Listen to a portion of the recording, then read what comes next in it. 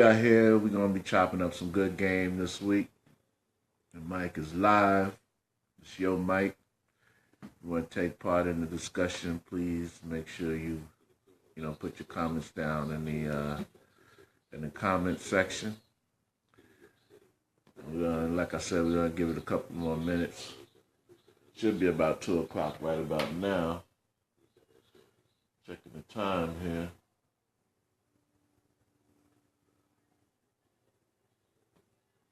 And let's check our time. Yep, it's 2:01, so we're going to get started.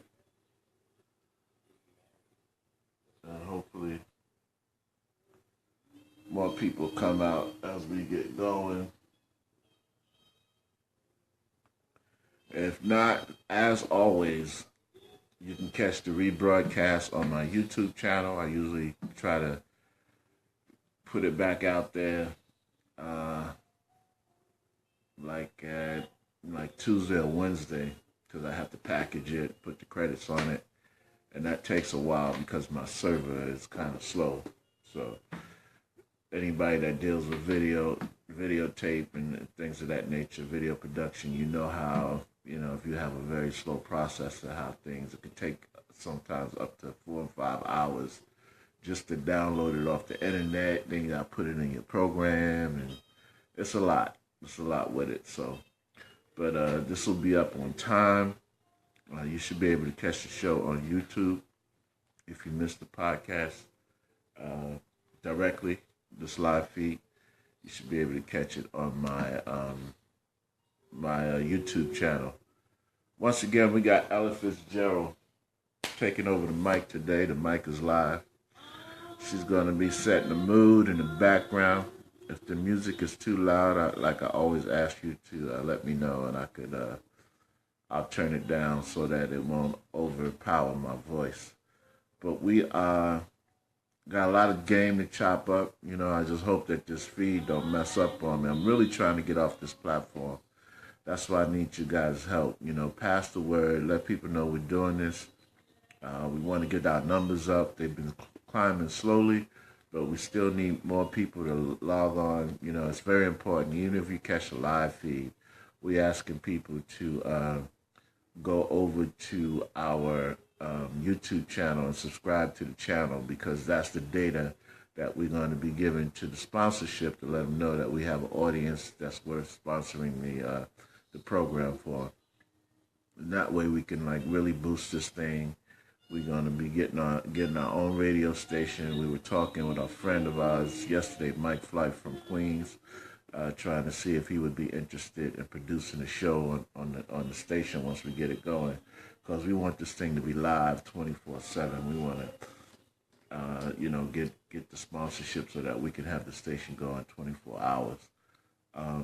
So if you know of anybody that's looking for advertisement, things of that nature, please feel free to inbox me, let me know so I can get in touch with them and let them know that, we're getting ready to start this enterprise, and we're going to have advertising space and the whole nine. Don't want your donations. We basically, I don't know how it's happening with you guys, but the feedback that I'm seeing, I'm getting all kinds of signals like Facebook is freezing and all kinds of crazy stuff going on. So, it's just, I really want to get off this platform. I'm not feeling Facebook at all.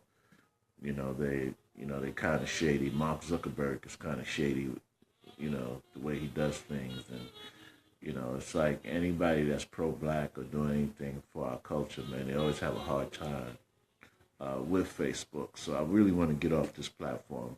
I'm just using it now to build the audience, and eventually I want you guys to be able to enjoy our program without any technical difficulty or technical glitches that I've been having with Facebook and YouTube too. I really want to get off of all those free platforms and get this thing going on a more professional level, so that we can have uninterrupted programming, and it can be seriously live issues that are facing our community and facing our culture.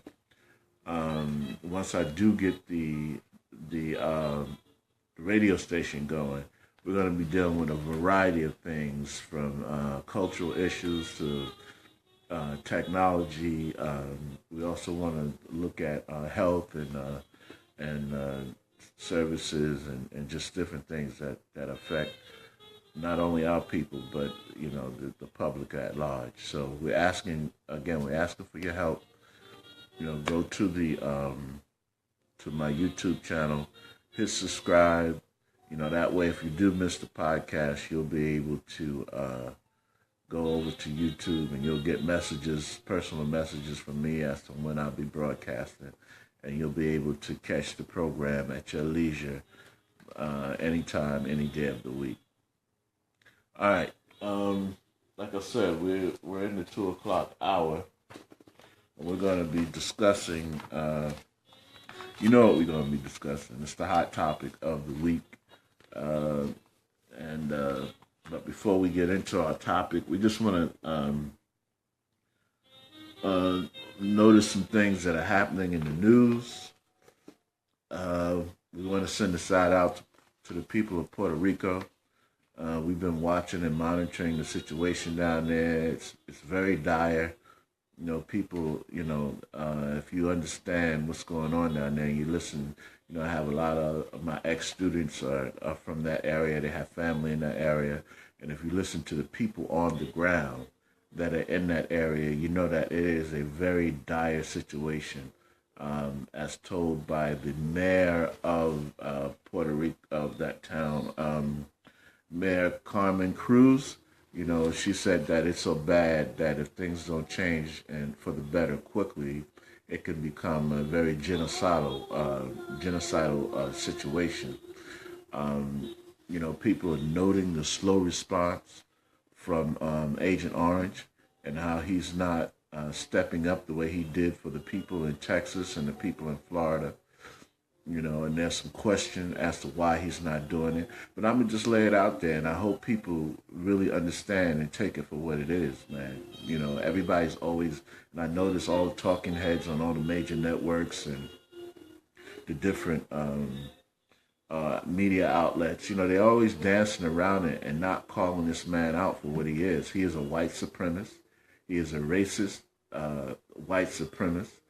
A lot of people don't like that term because they feel that white supremacy is a myth, which it is. I mean, in terms, if you look at it technically, there's no supreme white person, but the philosophy of white supremacy is not a myth. It is a philosophy. It was enacted back in the 1800s, a philosophy of keeping white people superior economically, politically, and socially. It's been practiced throughout the years. I see my friend Alvin Dennis has joined the conversation. How you doing, Al? Great to see you, my friend. So, don't get caught up in the semantics of a thing. There's really no such thing as white supremacy. White people aren't supreme over any other culture on the planet. But there is a philosophy of white supremacy, and that philosophy is being demonstrated and propagated right now by Agent Orange. You see that anytime anything goes on, he's always taking the side of those who believe in white supremacy. And we need to stop the game and call it for what it is. I see again my Facebook feed.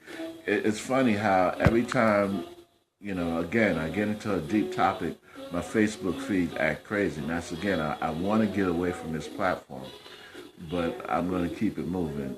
We need to stop dancing around on this issue and call this man out for what he is. You see how he,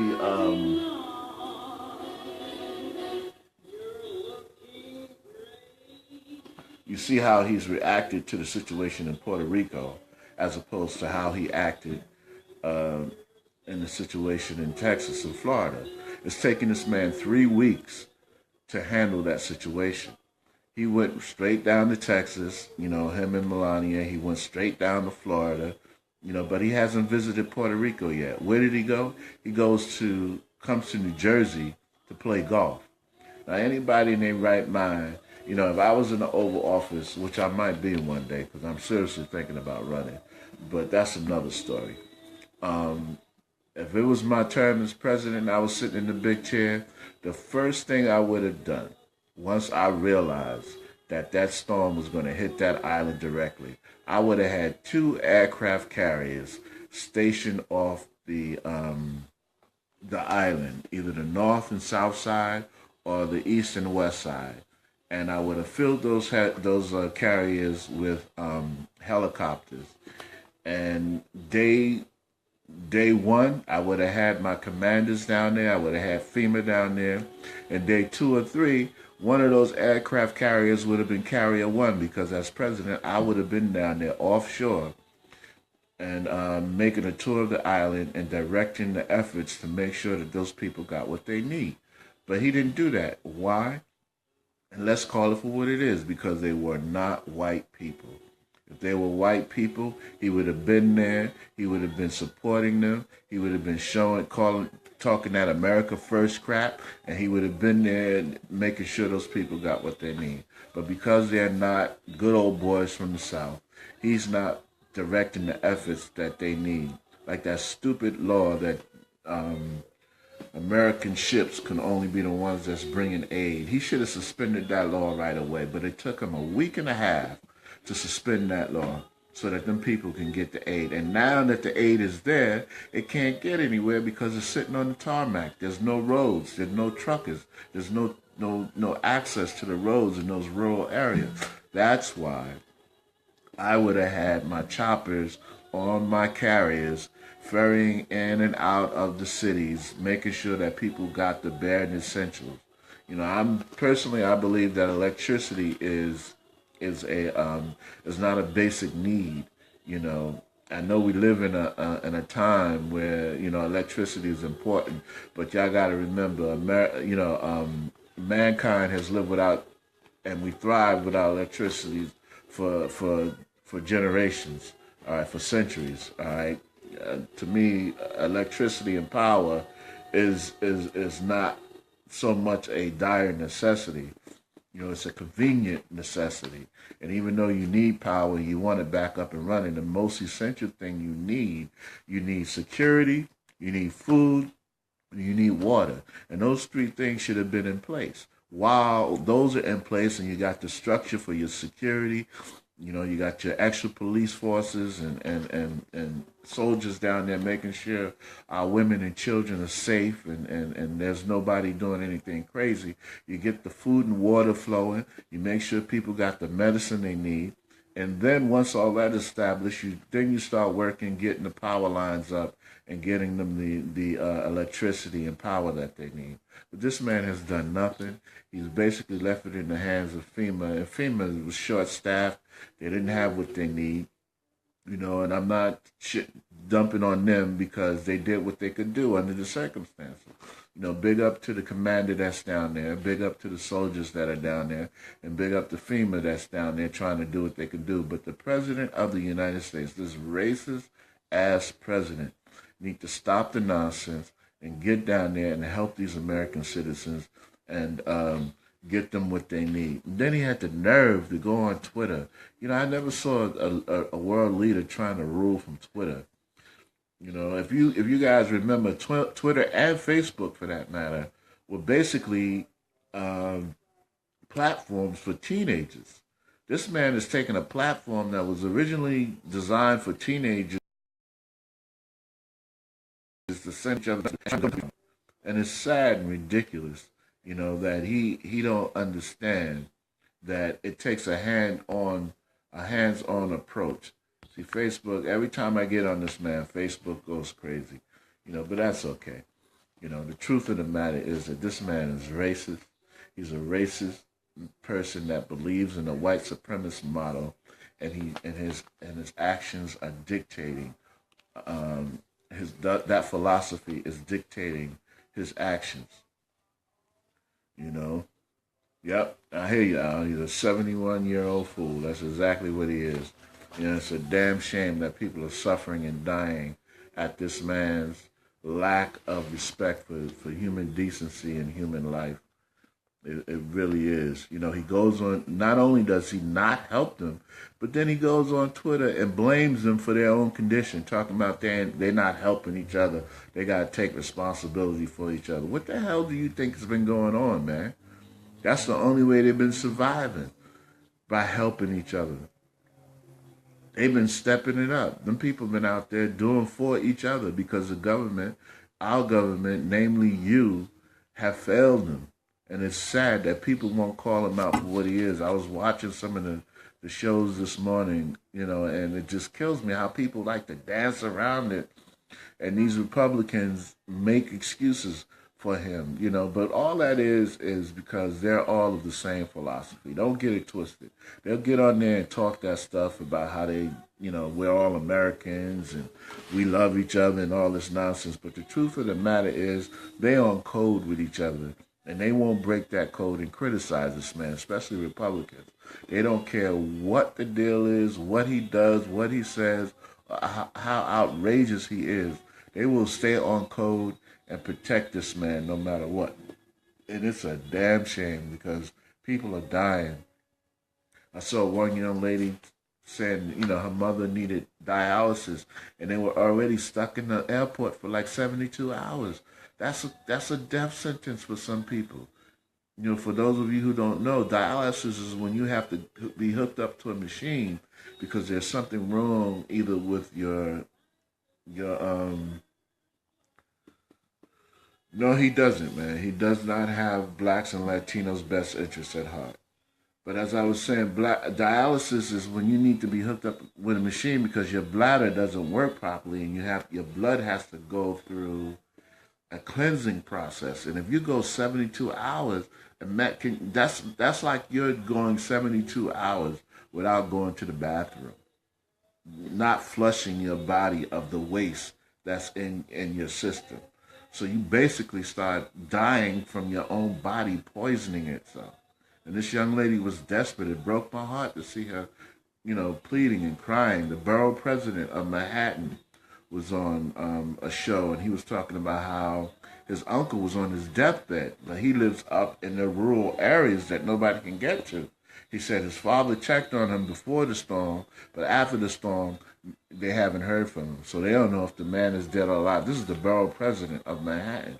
So you can imagine what the common person is going through down there. And this man that's supposed to be the leader of the free world, instead of going down to Puerto Rico and personally assessing the situation and laying it in the command, acting as the commander-in-chief and directing the rescue and supply efforts, what does he do? He goes to New Jersey to go golfing. This is the same man that got on Obama about Obama goes golfing instead of being the president. This guy is full of crap, man. And you guys need to see him for what he is and stop the pussyfooting around the situation and call it for what he is. This man is a racist. He is a racist individual that believes in the philosophy of white supremacy. And as my friend Alvin Dennis just said, he does not have the interests of black and Latino people at heart. You know, his whole thing is that whole slogan, "Make America Great Again," really what he was saying is make America white again. And that's the truth of the matter. And we need to stop playing political tennis with the truth and hit that ball right down the middle and call it for what he is. He's a racist old fart that believes in white supremacy, and it's what he wants to reign supreme in this country. So whatever you can do, ladies and gentlemen, you know, he talks about people have to step up. Puerto Rico need to step up and do for themselves. You know, whatever you guys can do out there. You know, Facebook is still acting up on me. But whatever you can do out there, please, you know, if you can donate, be it money, or if you can donate water, they need water. Yes, that is why they voted for him now, because they wanted to make America white again. But if you can, without find the donational centers, I caution against the Red Cross because I heard a lot of bad stories about the Red Cross. But some of these local churches and things are putting together some efforts. So if you can go out there and you can help, if you can take time off your job to get down there to help, whatever you can do, Puerto Rico really needs our help, and this man is doing nothing. So it's up to the people. We, the people, need to step up and help each other because it's not going to come from our government. We saw what happened with Katrina, you know, down in New Orleans when George Bush, and it's always a Republican, if you notice. It's always a Republican in office when people are left out during disasters. But, help those people down there if you can. Send what you can, where you can, and make sure the organizations that you work through or make your donations through are legitimate and that it's going to the hands of the people. All right? Help the people out down there. Also in the news, the Health and Human Services, and we just want to, before I go on to that, we want to give a shout out to the mayor down there, Mayor Carmen Cruz. She stood up. She's really looking out for the people down there. Mayor Cruz, we with you. We understand, and God bless you for what you're doing for your people and not abandoning them. Because we know as an official, you could have hopped on the first plane out of Dodge, but you stand there, you're working hard, and you're trying to get people what they need. So shout out to Mayor Cruz down in Puerto Rico. The Health and Human Services Director resigned. Tom Price. This guy, my man spent over $1 million on chartered flights that he didn't have to take, going to Philly, places like Philly from Washington. I'm going to let you know, man. I'm going to definitely let you know. But you hang in there, Al. Thanks for joining me, bro. But, the Tom Price, the Health and Human Services Director, this is the guy that was supposed to put together this bill to repeal and replace Obamacare. He had to resign because he was caught in a scandal, him and some others, stealing money from the people, man. These are multi-millionaires and billionaires. They got more money than you and I will see in a lifetime. And they taking taxpayer dollars to charter a plane, over $1 million, man. And it hasn't even been a year yet. Can you imagine if this man stayed in office? It hasn't even been a year. It hasn't been 6 months. This man already spent over $1 million in chartered flights that he didn't have to take. Now, can you imagine if one of us did something like that on our job? This man needs to go to jail. We need to start a petition. We need to let them know that this man needs to go to jail. He needs to pay back every single penny that he stole from the American people, and he needs to have his butt locked up. He needs to be in jail for what he did. This is the Director of Health and Human Services. He just resigned yesterday, I believe, after mounting pressure. They said the president pulled him into office and berated him for 2 hours.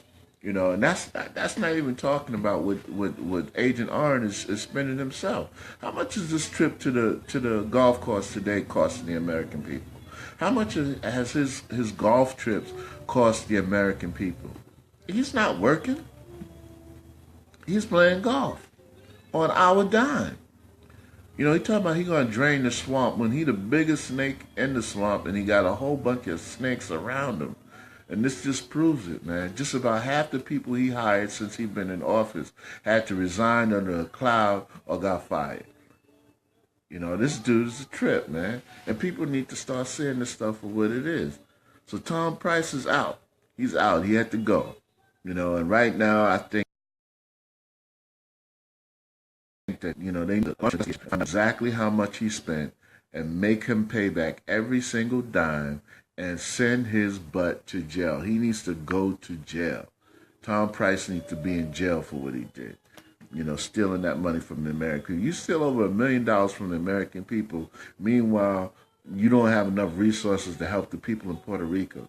You don't have enough resources to send an aircraft carrier with helicopters so that they can get the food and water inland to those people. Come on, man. That dude needs to go to jail. He needs to go to jail. He needs to go today. And he needs to be in a cell with some big dude named Tiny and make him his little heifer. For real, man. Speaking about going to jail, I understand Anthony Weiner has been convicted. He's going up for 6 months for sexting a 15-year-old girl. This creep.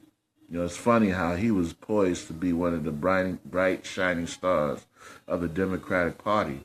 That's why I'm not down. People ask me what's my political affiliation. I don't have one. I'm not Democrat. I'm not Republican. I don't even vote because voting is a bunch of nonsense. Whenever more than 50% of the people vote for one person and like 30% vote for another, then the 30% get their way, that's not a democracy, ladies and gentlemen. And that's why I refuse to cast my vote in an electoral situation. All right, electoral politics is prostitution politics. That's what we practice in this country, and that is why most of the candidates don't go to areas where people need them, but they go to areas that have the most electoral votes because that's what wins in this country. It's not the majority rule. There's no such thing as democracy in this country. Electoral politics is not a democracy. A democracy is when the majority rules, and the majority voted for Hillary, yet we got this nutcase. All right? Hey, Darlene, how you doing? Darlene has joined the conversation. All right, so that's why I don't go for, this party politics. Don't call me a Democrat. Don't call me a Republican. And this dude, Anthony Weiner, as I was saying, he was supposed to be the darling of the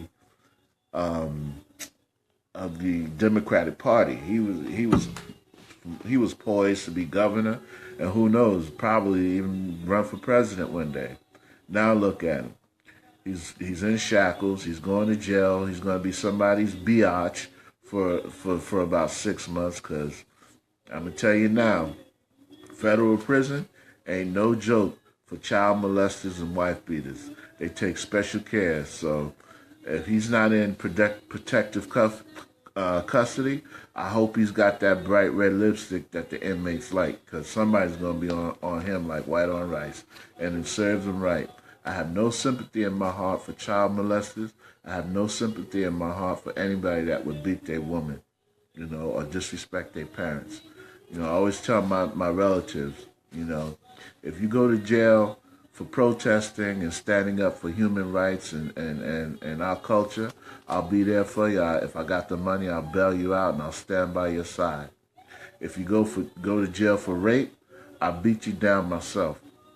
If you go down for murder, it depends on why you did it and if you're just or not. If you go down for molesting a child, I'll kill you myself. If you go down for raping a woman, I'll kill you myself. All right, and I mean what I say. So there's certain things that you just don't do, and that's why I have no sympathy for Weiner. And I hope he get what he deserves, man. You're going after a 15-year-old woman, young girl, and sexting. And they said he had his child in his hand one time when he did it. What kind of creep are you, man? Like, for real, dude. How could you draw your child into a situation like that? I have no sympathy for him, man.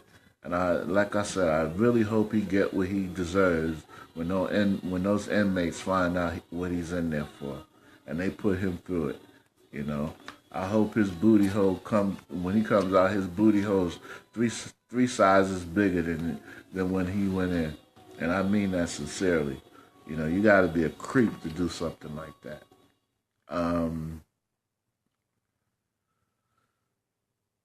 Finally, in the news, well,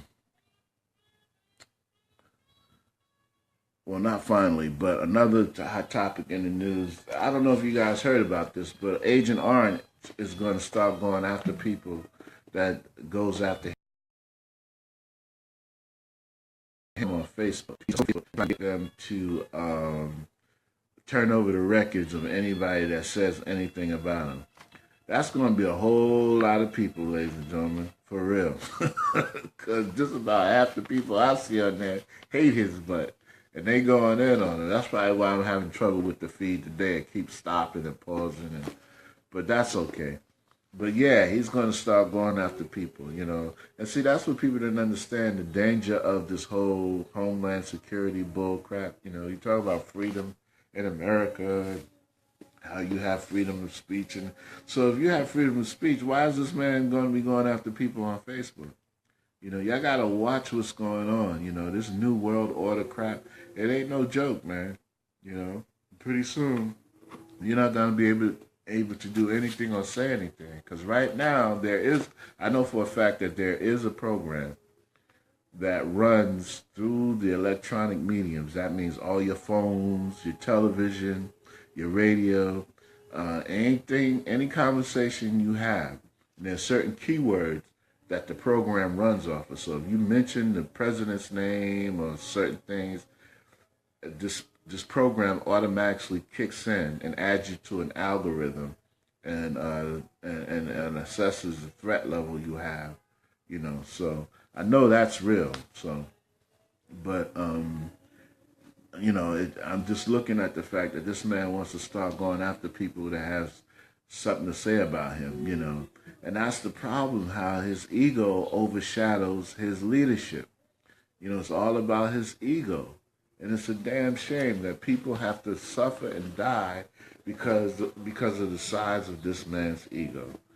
And it just worries me that, you know, we're getting to that third state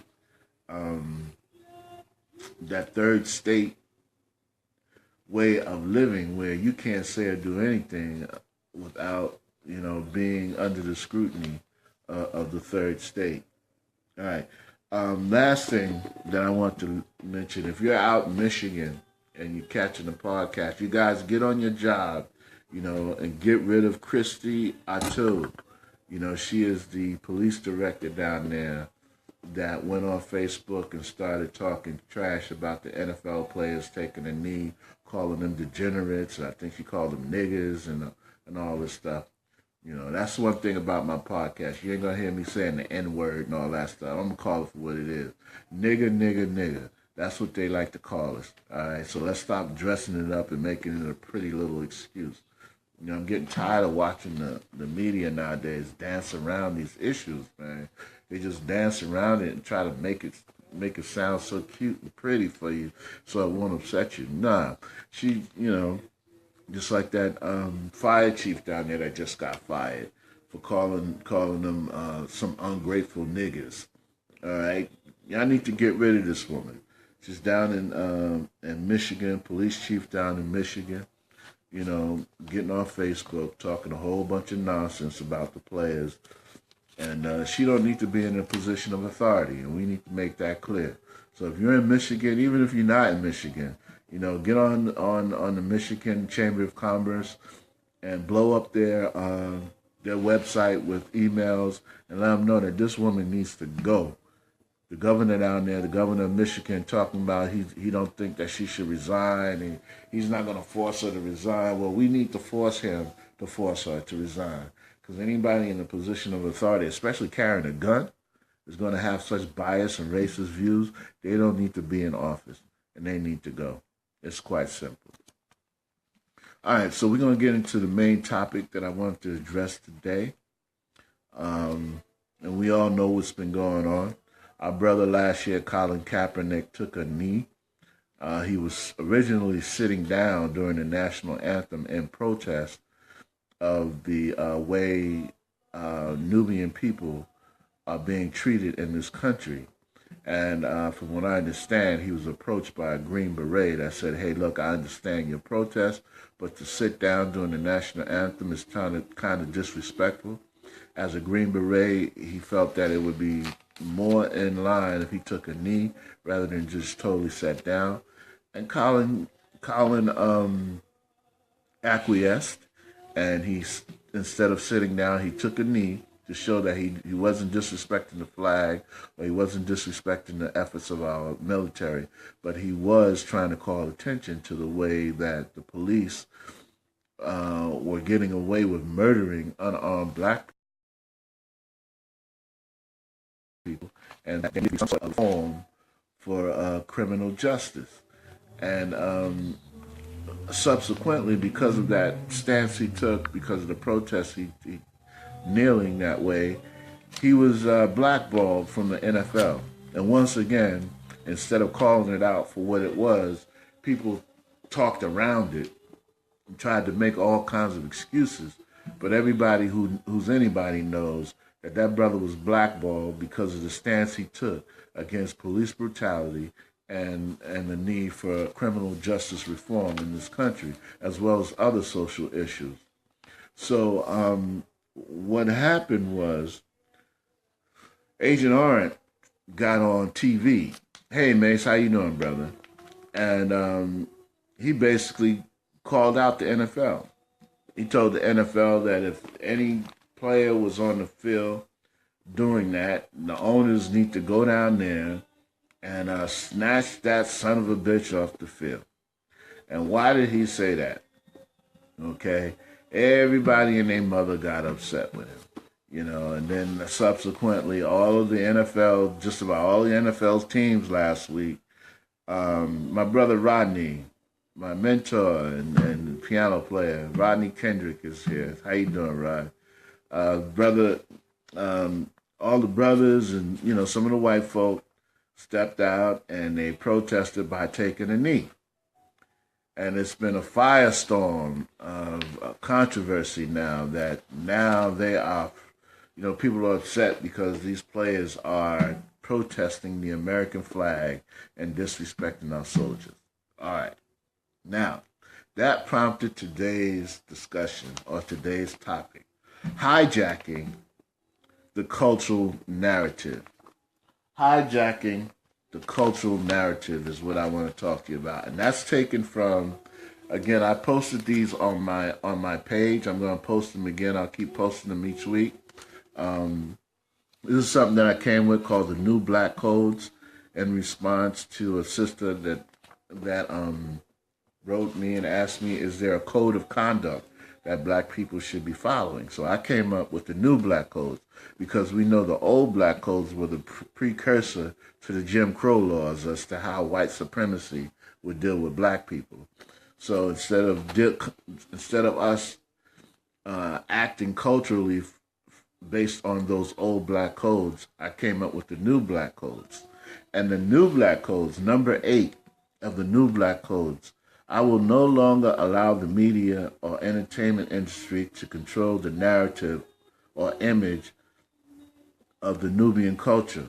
I will actively work toward building and controlling and supporting those mediums and artists who support and perpetuate the true image of Nubian culture and empowerment.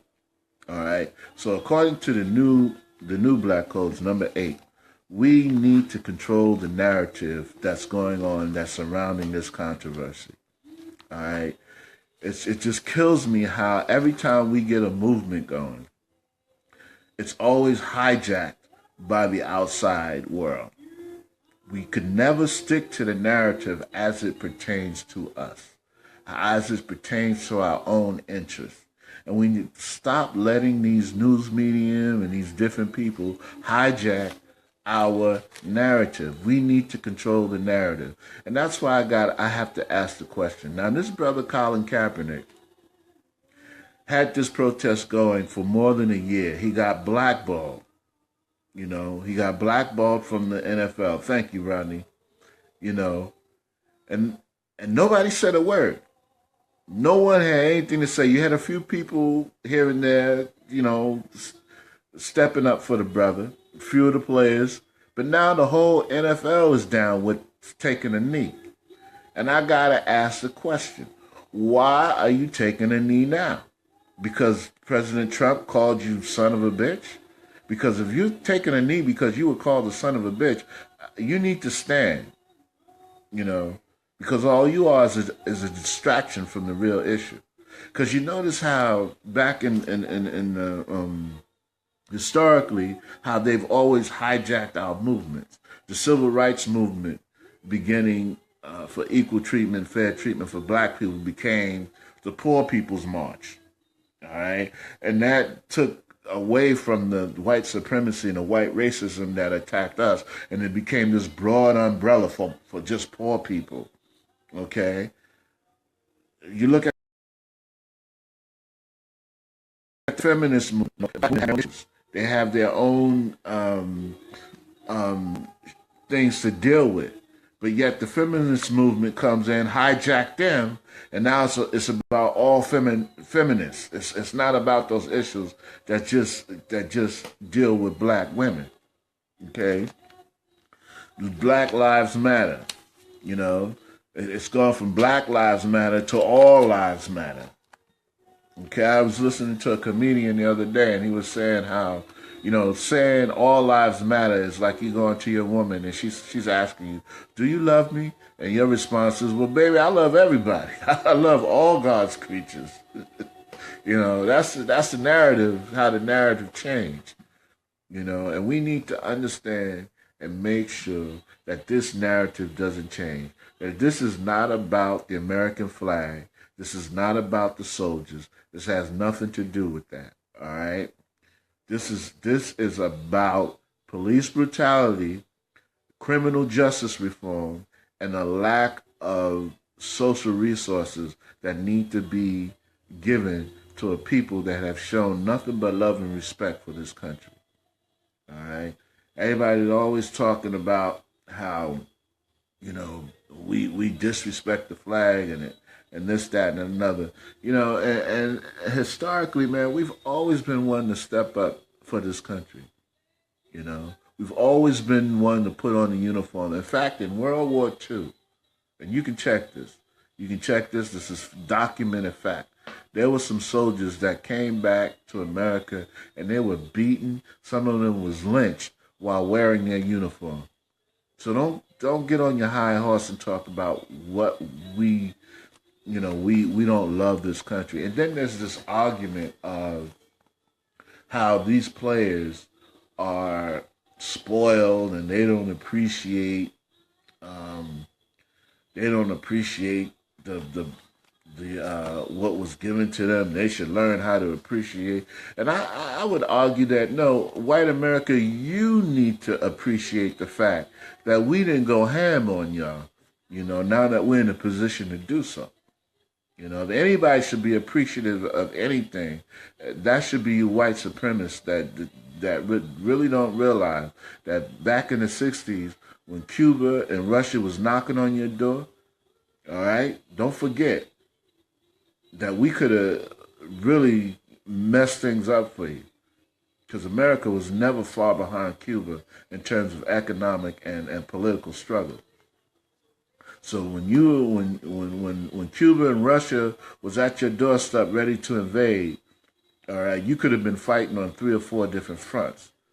So if anything, you need to be appreciative at the fact that we love this country that much, that we stayed our hand that much, that our leaders got up and told us to calm down, relax, and let's take the non-violent way. All right. So if anybody should appreciate anything, all right, it's you. So let's get off that kick. All right, just because they're millionaires, they can't step up and talk for their culture, but they can't step up and talk about what's wrong in this country. Donald Trump's a millionaire and he's the president. All right. The NASCAR talking all that stuff about disrespect for the flag. You fly a rebel flag. You fly the flag of a traitor. Of traitors. The South were traitors. That rebel flag represents the flag of traitors, a treasonous government that fell apart. But y'all fly that flag freely through the South. Y'all fly that flag freely at NASCAR. And y'all want to talk about respect for the country, respect for the troops? What about respect for the troops that died to keep America together against that rebel flag that you fly? But that don't count, right? That don't mean nothing, you know?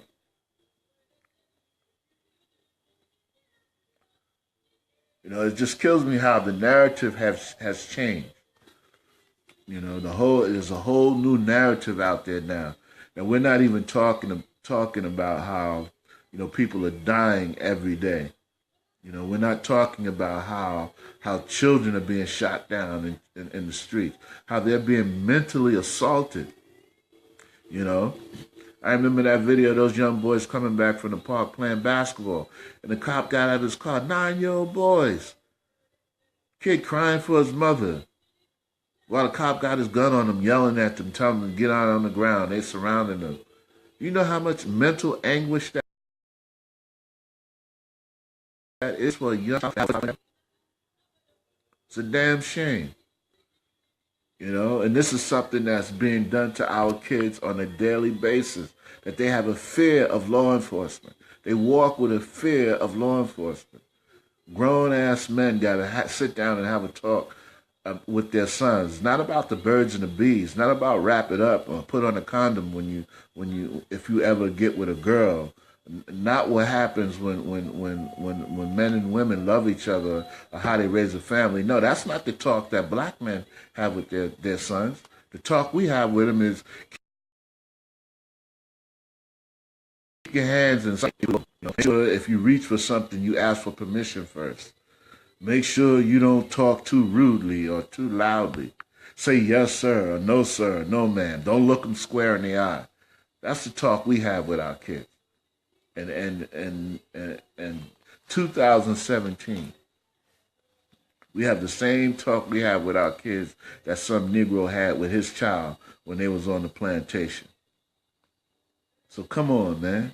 You want to talk about we should be grateful? No, we got to control this narrative, ladies and gentlemen, and don't let them change it. This ain't got nothing to do with nothing to do with the soldiers or the troops, all right? And I would even argue if it did, then so what? So what if we disrespect that funky flag? Ain't nothing but a bunch of rags. So what if we disrespect the anthem? Do you know what the national anthem is about? Because it's showing about us. No refuge for the slave, not even the grave. That old racist dude that wrote that anthem, you know what he said about black folk? So we're the scourge of any community, and we need to be getting rid of. And that's why it's important. Know what you're saluting. All these holidays that people be down with, you know, ain't nothing but a bunch of devil worship, racist people that came up with these holidays. Easter, Christmas, ain't got nothing to do with Jesus Christ, but most black folk running around here talking about, oh, Jesus died and rose and he was born on Christmas. It ain't got nothing to do with Jesus. Christmas is about the birth of Nimrod, one of the sons of Adam. All right? Easter is a pagan holiday, but we fall into these things because it's what they tell us over and over. It's repeated in our ear over and over again, just like this situation, just like this narrative is being changed, just like this goes from calling out and crying out for criminal justice reform, and now it's gone from that to disrespecting the flag, disrespecting the troops. And again, I asked my NFL brothers, you know, make it plain. Make it plain. When you're on these talk shows and people asking you why you're kneeling, make it plain. Make them understand you're not kneeling because you were called the son of a bitch. You're being mistreated by law enforcement. You're kneeling because there needs to be some reform in criminal justice. There needs to be better training. There need to be better isolation of these KKK. The FBI concluded that most of the law enforcement agencies in America have been infiltrated by white supremacists. You know what that means? Let me say it again. The FBI, the Federal Bureau of Investigation, the top law enforcement agency in this country, has concluded that most of the law enforcement agencies, most of your local police departments in the area have been infiltrated by white supremacists. That means that dude that's pulling you over is a card-carrying KKK member. That dude that's writing you a ticket is more than likely a card-carrying KKK member. That dude that's drawing his gun on you, telling you not to move, telling you not to breathe, or he's going to blow your effing head off, is more than likely a KKK member. All right? And that's what this fight is about. And that's what the NFL needs to make it clear about, you know. Or else we need to continue to boycott them. And I say don't stop the boycott. And we might even have to extend that boycott to the NBA, because now they're telling their players that it's one of their rules that you can't, if you're an NBA player, you have to stand. And I pray to God that opening day, these guys take a stand and show the NBA that you might pay me a good salary and I might make good money, but you do not own me as a human being. You know, this issue is very important, and it's so important that we don't let them control the narrative. We have to stay in control of the narrative. Don't start talking about the president disrespecting the NFL. Don't start talking about disrespecting the flag. Don't start talking about disrespecting soldiers, because this movement has nothing whatsoever to do about any of those things. Nothing at all. And like I said, if it did, so what? You know, stop, you know, and this is a message to white America. Stop trying to tell us how to protest. All right? If you got your boot on my neck for 250 years, you don't get to tell me when, where, and how I tell you to get the hell off my neck. Just respect the fact that I'm tired of you on my neck and get off my neck. If I want to kneel, if I want to drop my drawers and take a dump in the middle of the field, respect the fact that I am that fed up and I am that tired. You know, don't sit here and try to dig. You're the oppressor. You're the abuser. You're the murderer. You're the rapist. You're the thief. So you don't get to tell me how to resist you. When you come off telling me when, where, and how I should protest? Oh, I agree with what they say, and I agree with there needs to be criminal justice reform. I just think it's just the wrong medium. Well, screw you. If we march peacefully, I agree with what they're saying. There has to be criminal justice reform, but they shouldn't stop traffic. If we stand around singing, oh, I agree with what they're saying, and yeah, there should be criminal justice reform, but they shouldn't be disturbing the peace. When does it end? And black folk, we need to stop trying to appease these people. Oh, yeah, I don't think a man should beat on his wife, and, you know, I think, you know, spousal abuse is wrong, but I don't think she should have been running down the street in the middle of the night screaming. She should have just quietly called the police. Come on, dude. You ain't making no damn sense. You know?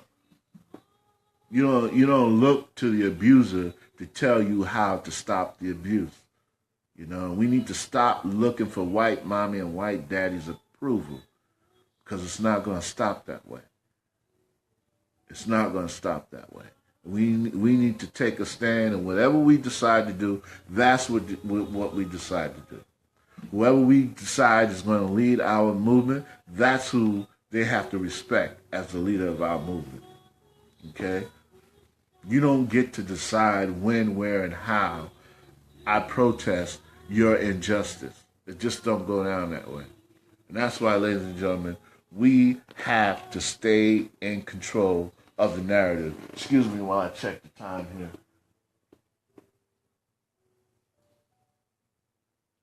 All right. It's about 2:54, so that's about my time.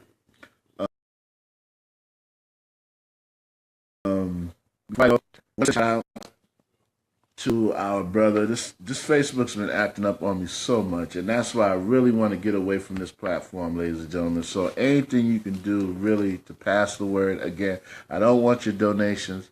You know, people, it's hard out there for a brother. You know, I know people need their little money to pay their bills, so I'm not, you know, people have been asking me where can they send donations to help get the station up and running. I don't want that. I need you guys to just get the word out. Let people know I'm out here every Saturday at 2.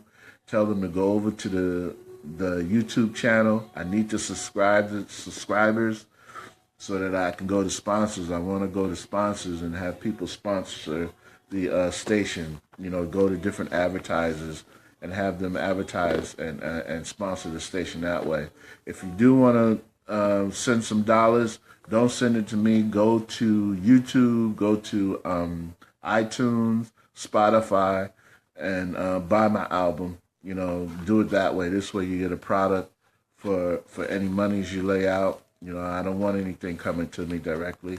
Again, I want sponsors for my stations, and and if you want to spend your money and help me out, buy the album. The album is still on sale. I got some more music coming out soon. I got a blues that's coming out soon. Again, I'm going to let you know, explicit lyrics is for adults only, not for children. All right. But it's not dirty, but still, it's suggestive. Anybody that knows about music knows that blues is often suggestive in its lyrics. And this one is quite suggestive, and I don't recommend it for children. I got a gospel album coming out with my brother, him and his wife, and I got another funk album coming out I'm going to do, mixed with a little rock and roll, and we got some straight ahead jazz coming out pretty soon. So just look for the product. Like I said, if you want to spend your money, spend it that way. Before I go, shout out to our brother LeBron James. I have to say, I was impressed with the way he stood his ground. They tried to set up this old press conference and make him apologize for calling the president a bum. I applaud that brother. He stood strong. He was defiant. And that is the type of example we need to see in our people and our leaders and in the men, especially our men. Because I got to say, our sisters have been stepping up lately, and the men have been so wishy-washy in the way they talk about this racist, white supremacist president of ours. But LeBron laid it down. He didn't back down. They kept trying to press him. Oh, is that the language you should have used? And he was like, yeah, I said that. Like, he went gangster on him. And I respect that, man. I really do. Say what you will about LeBron. I've always respected him.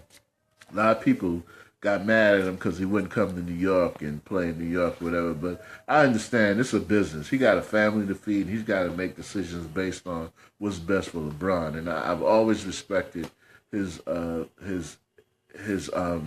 manhood. Never caught up in scandal. Anytime you see him on TV, he's with his sons, and I respect that brother. We need to support that brother because they're going to try to go after him. They're going to have to try to go after him. They're going to have to try to go after Steph Curry and all the others, So you guys stand strong, and much respect to LeBron James. Shout out to my friend and mentor, Onaje Allen Gums. He texted me this morning and asked me to remind people about prostate cancer. Prostate cancer is a cancer that affects men. Dad just died of cancer about 2 years ago. So you guys out there, our men folk out there, Malcolm, it runs in our family. We had another uncle that died from that about 2 summers ago. So, get checked out, my brothers. If one person in your family had it, it's more than likely that, you're susceptible to it. So all my men folk out there, let's, schedule those appointments. It ain't the greatest feeling in the world to have somebody probe in you that way. But, hey, man, the alternative is better, is worse. So if you haven't done it already, get your annual screening for prostate cancer. And please pass the word along. Post it on your Facebook page, your Twitter accounts, and remind all the men in your life. Let's get that checked out. And also, we want to send a shout out to Brother Tariq Nasheed. I always mention him because I respect what the brother's doing. He is the producer of the Hidden Colors series. That a lot of people are aware of now. He's coming out with a new movie. I think it's premiering this week in special theaters. I saw his show last week, and he said that the theater in New York is already sold out. But he's coming out with a movie on the Haitian Revolution called 1804. And we want you guys to, give him the support. You can also get it in advance sales on DVD from Amazon. So if you can't make it to the theater, make sure you support that brother's work. And the one thing I want to say about that is that, he made a very important point in the movie, and he showed how the Haitians, before they started the actual revolution and went after the white oppressors, they dealt with the house niggas and the coons. All right, and we got to stop being so apologetic and all that. Oh, we need to forgive them, like Ray Lewis and all those people. Let's just stop that, because the coons and these house niggas are some of the worst problems and obstacles to our movement, and we need to start outing them and ostracizing them and calling them for what they are and dealing with them accordingly. Like they did in the Haitian Revolution. Okay. Shout out to the family of Xavier Olisco from Fort Worth, Texas. I understand he was murdered by 3 young men in a white settlement down in Texas. We're going to monitor that story and bring you more information on it. We hope that justice is served in that case and those young men get what they deserve. Hey, what's up, TC?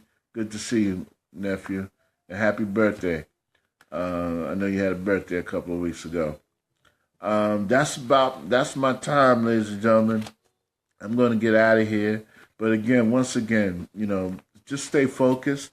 Don't let them change the narrative on us, This ain't about the American flag. This ain't about disrespecting the NFL. This ain't about the troops or none of that.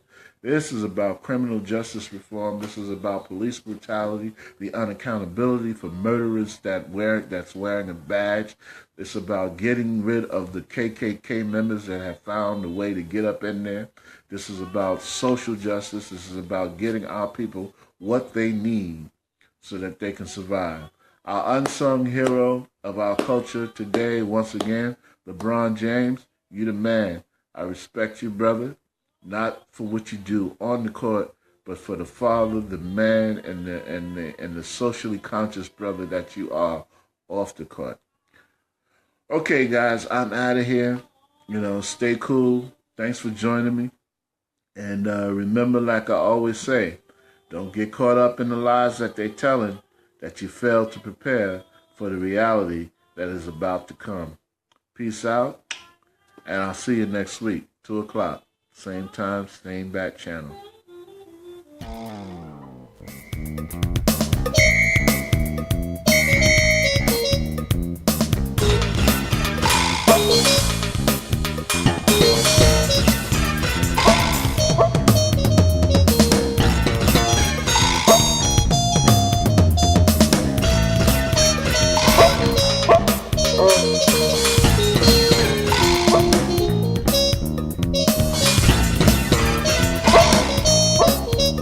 Oh.